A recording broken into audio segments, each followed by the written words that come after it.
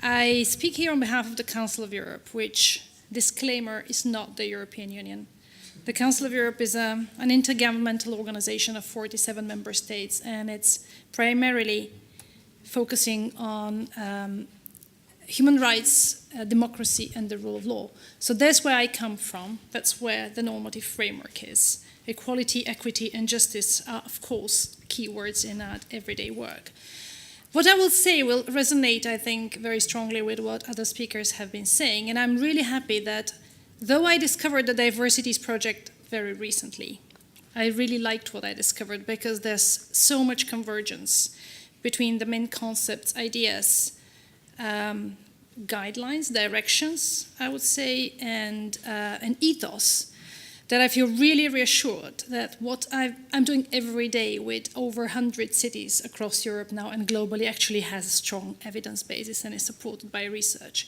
Because actually it did emerge, although originally there was a research foundation, obviously back in 2008 when we started exploring the reality and the potentiality of urban policies for diversity.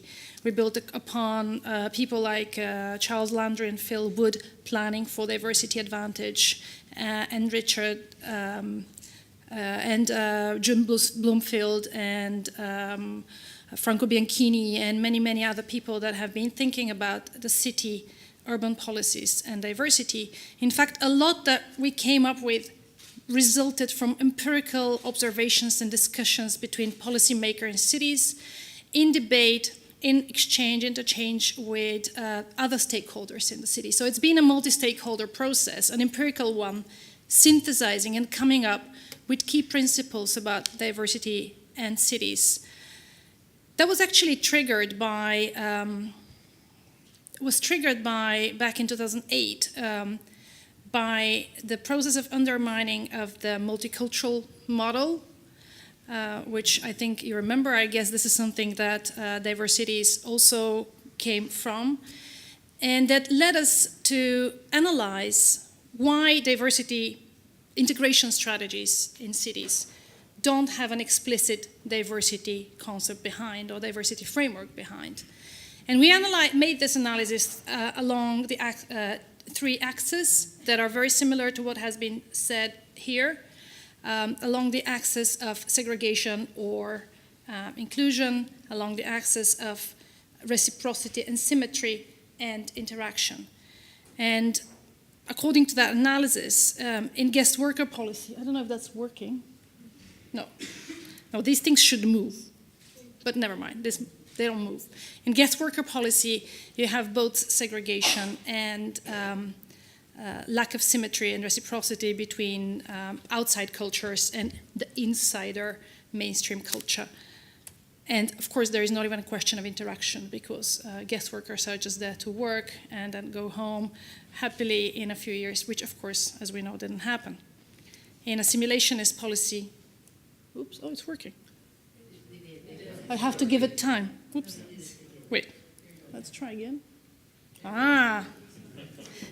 In assimilationist policy, as you know, there is no segregation. I mean, the objective, of course, is to include, but at a certain cost of the rejection of cultural differentiation. So basically of unifying and dedicating cultural diversity in the private sphere. In multicultural policy, you have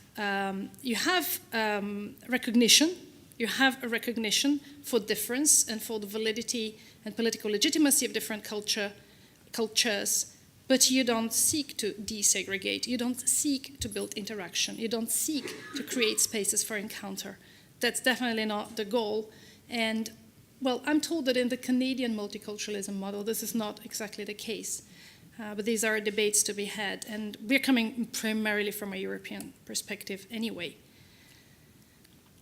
So if you want, we came up with a model that we called the intercultural integration model, and which actually now, interestingly, has become a standard in the Council of Europe, meaning the 47 member states have adopted the principles of intercultural integration.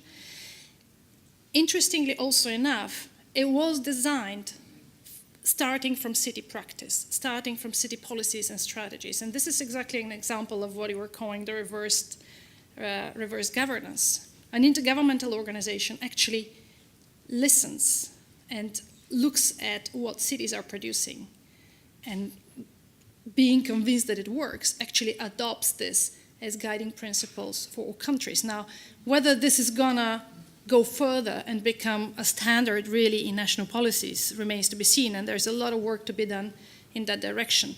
But at least there is a starting point. It has been really important in this process to make sure that there's not just a set of ideas and a group of people and a community that shares these ideas and develops them and puts them into practice, but that actually these ideas translate into a vision.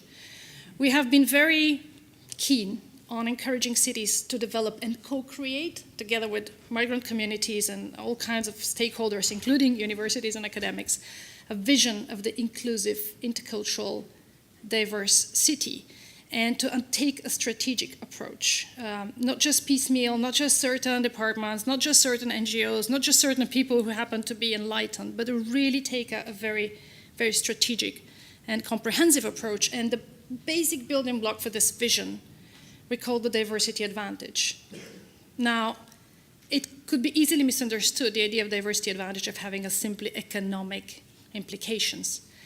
That in our work is absolutely not the case. Diversity advantage is seen, is really experienced and played as the result of meaningful encounters and interactions between equals, where precisely the institutions that make policies, that create practice, that create urban space, not only consult and listen to, but actually allow from other ideas coming from other horizons, coming from groups that are not necessarily very qualified or very skilled or very expert, to come in with their perspectives and change the way things are being done. I mean, there's several examples. There are not that many examples, although we are constantly trying to find new. Take the New Zealand, where the Maoris way of dealing with young people, youth delinquents, are entrusted to the larger family instead of institutionalized. And this has become a national policy and then an international example. This is the kind of examples where we are trying to promote, where the health system would look into treating Alzheimer through methods that come from Asian types of caring cultures, more interpersonal rather than medical-based, or how you teach maths in school could be inspired by practice in China through interaction with parents from Chinese origin, etc. The diversity advantage can be experienced and induced daily into city practice if the institutions and those in charge are open-minded enough and allow the interactions, the diversity to appear in a meaningful and positive way. Of course, you need a certain type of mindset. You need to train your officials in a certain way. You need to give the permission of the institutions to innovate. And that's not something that happens overnight. It takes years and years and decades. But the results are there. And the diversity advantage mindset or principle of the intercultural city is an asset-based model. It says, don't conceive policies, not only do not conceive policies for particular groups, which I think we are more or less beyond, but do not conceive policies from the mindset that migrants or minorities, because it's not only about migrants, it's also about Roma, and it's also about indigenous populations, and it's also about Black people in America, etc., that they have a deficit, and that public policy's first commandment is to fill this deficit somehow. The case of a Syrian refugee coming to Brussels with degrees in IT, several languages, and asking an office, social office where nobody speaks English, to help with recognition of his diploma, and only being given access to some minor social benefits and no help at all. I think it's emblematic of the deficit-based models that we are building, policies that only see people as needing social support, not people that actually bring certain certain knowledge, certain history, certain talents. It's really difficult, I admit, to build public policies that are so tailored and targeted to individual capacities that they actually make the best of that diversity in the city. But it's possible. Places like Neuchâtel are now designing employment policies that do no longer put people in boxes, either ethnic or by political status, whether resident status, etc. They just take people's personal history as a start and their aspirations, and they work with them a pathway that can lead them where they need to be. It does cost a lot of resources, but it probably pays back.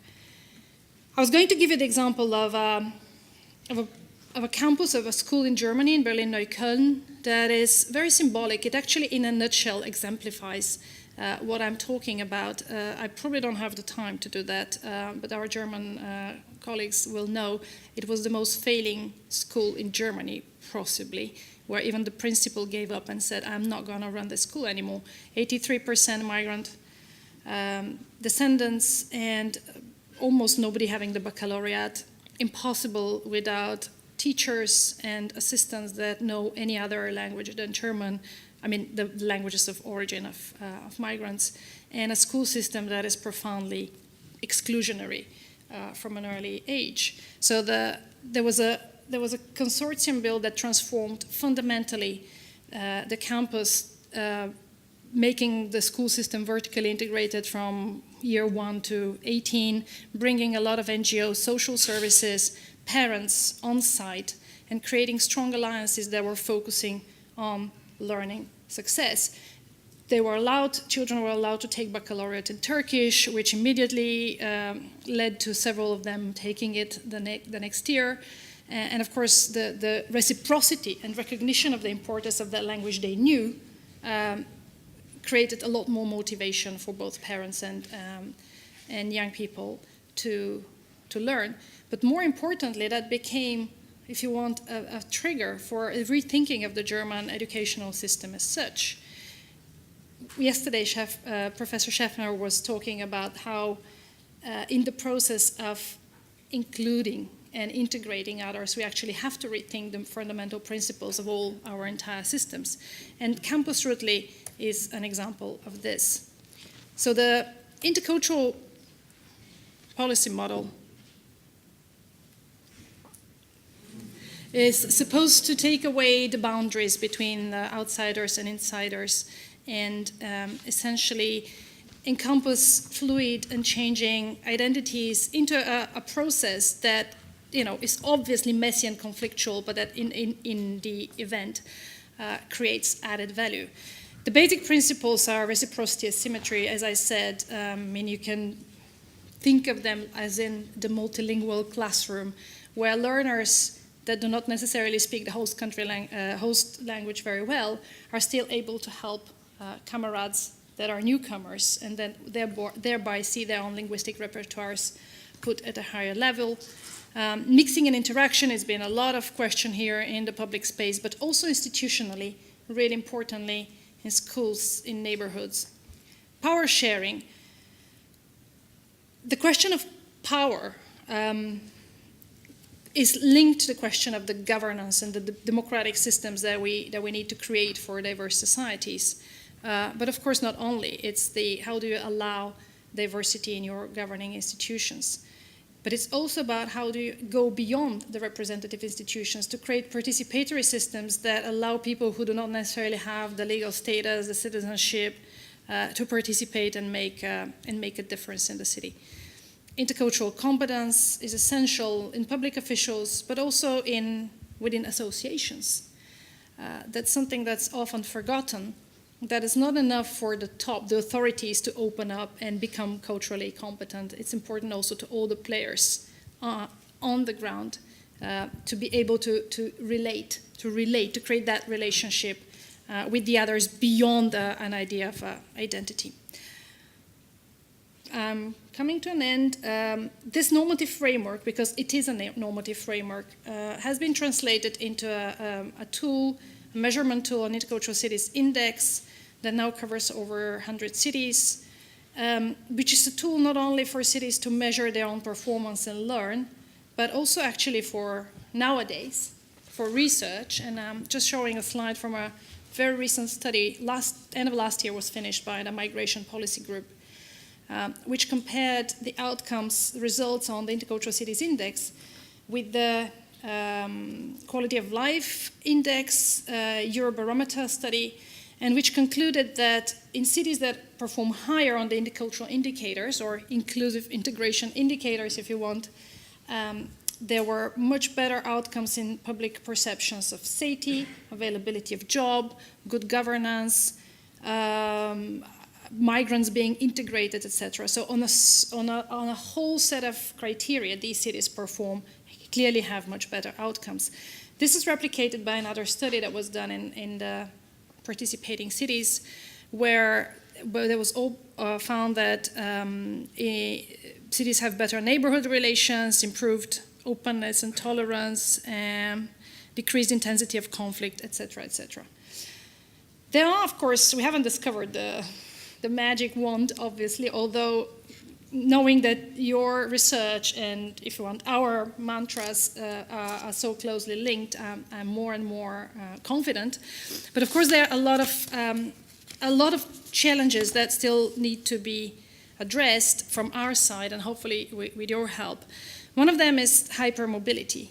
One thing is to talk about hyperdiversity, but cities are experiencing more and more people just coming to stay for a few years to study or just to have a business, or So how do we create that relationship? How do we include in the processes people that are on the move?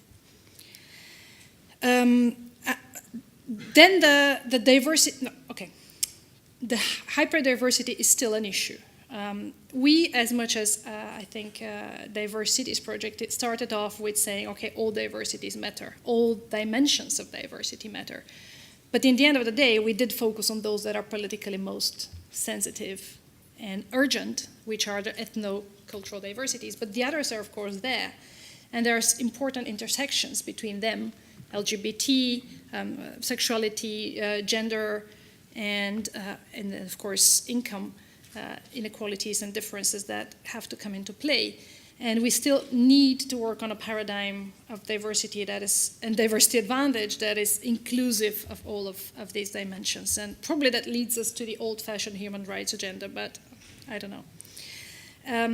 It's also very important to relate to national policies. I was talking about reverse governance. We have now responded to the request of cities to try and influence national policies. Because we are an intergovernmental organization, we probably are better placed than others to do that, and to try and help align national policies and national discourses on diversity and inclusion with the ones of the most progressive cities. So next week, we're starting experimentally for the first time an inclusive integration policy lab where mayors and national officials are going to talk about this. How can we bring it closer? How can we make policies more coherent? And finally, I would say how to go beyond cities, because one of the main reasons for the collapse of, I would say, the political democracy that is based on the principles of equality and justice and respect is because of so many voters that have not seen diversity probably very much in their lifetime, actually voting on diversity-related issues from the countryside, from very small cities, where they don't have the possibility for meaningful encounters or mixing and interaction because simply diversity is not there, or because the awareness is not there, that you need to work with it in a certain way. So we are thinking now of what is the responsibility of cities and metropolitan areas, and how can they export their know-how? How can they work with the hinterland in order to change the mindset there about diversity and therefore the political behavior around it? So if there are interests in this, to help us in this agenda, you're very welcome. I unfortunately have to go and catch my plane, but it's easy to find me.